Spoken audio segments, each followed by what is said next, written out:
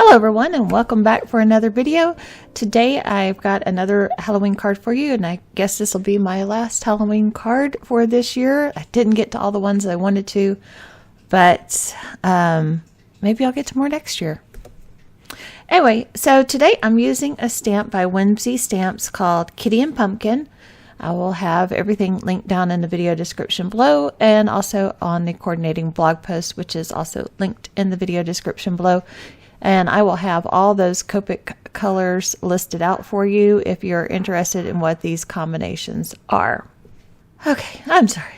My dog loves to lose her little puppy mind whenever I am trying to record a voiceover. And I don't know how she knows. They were dead silent this morning. The minute I got on my computer to do this, she starts in and she doesn't want to quit. So I went and picked her up, and now she's like sitting right here next to me. I'm holding her, so hopefully she'll be quiet through the rest of this. Okay, so for pumpkins, I love YR colors, and I go from my darkest to my lightest. I've been doing that a lot more lately. When I first started Copic coloring, I started lightest to darkest. That's how they teach you when you take the Copic classes, which I wish they still did. I took one. Yeah, I took one Copic certification class, and I was going to take the next one the next year, and it came on a date that I had something else going, and so I couldn't take it. So I was going to take it the following year, and then they stopped offering them because I wanted to get Copic certified and finish learning from, the fabulous teachers that they have, like Michelle Michelle Houghton, that's her name.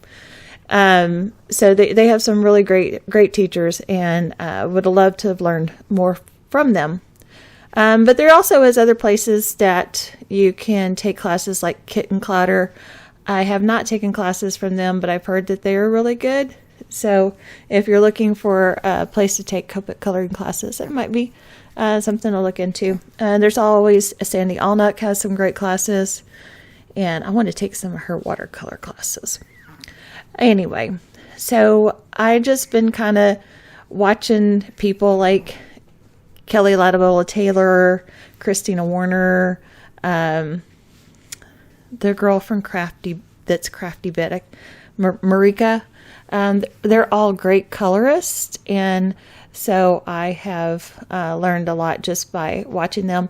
And like I said, at the Copic classes, they teach you lightest to darkest, but lately I've been having more luck with doing darkest to lightest, and then I go back and I reinforce the dark areas with the darkest one, and I seem to be getting more favorable coloring to me anyway. So anyway, that's just my 2 cents on my Copic coloring. So the cat, he's so sweet looking. I didn't want to make him a anonymous looking black cat, so I just made him a little gray cat, and I thought he was super cute that way. But you can't make him a black cat, you just add more darker colors. I added more of the lighter colors and did a little bit of shadowing above his nose. That kind of makes the end of his nose pop forward a little bit, and so gives the face a little bit of dimension. And so then I'm just going to add a little bit of pink to the ears and the nose and the cheeks. And then I'm going to start in on the ground.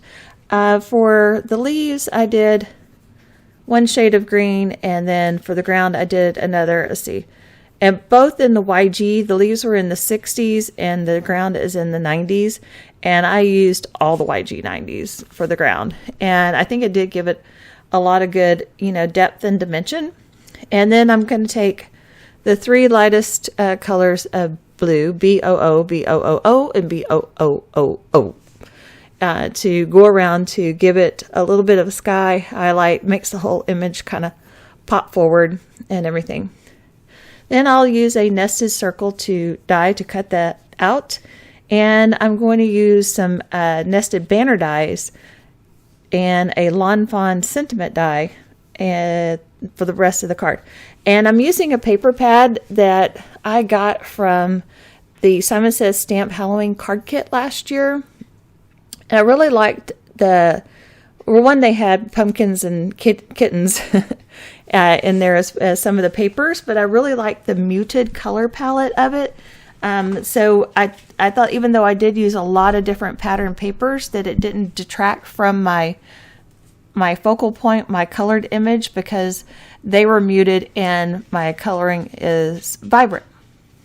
So other than that, what I used on the background was this thing that I picked up last year at Michael's, and it's part of the Recollections collection, and it's just this Halloween booklet of die cuts, and I just picked out this spider web, and I sprayed it with Craft shimmer spray in the frost color, and so it just gives it, you know, a shiny appearance.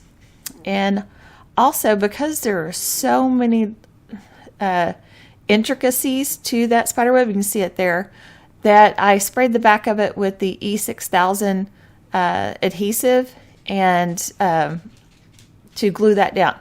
Now, I will say that I did blot off the adhesive before I put it down, so even though it's a spray, it's kind of a heavy spray, so you want to kind of blot it off a little bit so you don't have a lot of adhesive oozing out from underneath your die cuts. Okay, so that's kind of it for the things that I used in this card kit. I mean, there are tons of cute Halloween papers out. Somebody's always got a pack that has more muted colors like this does. And on that Lawn Fawn sentiment die, I used the pattern paper that had just all the words on it, you know, 31 and Halloween and All Hallows Eve and Dark and Scary Night.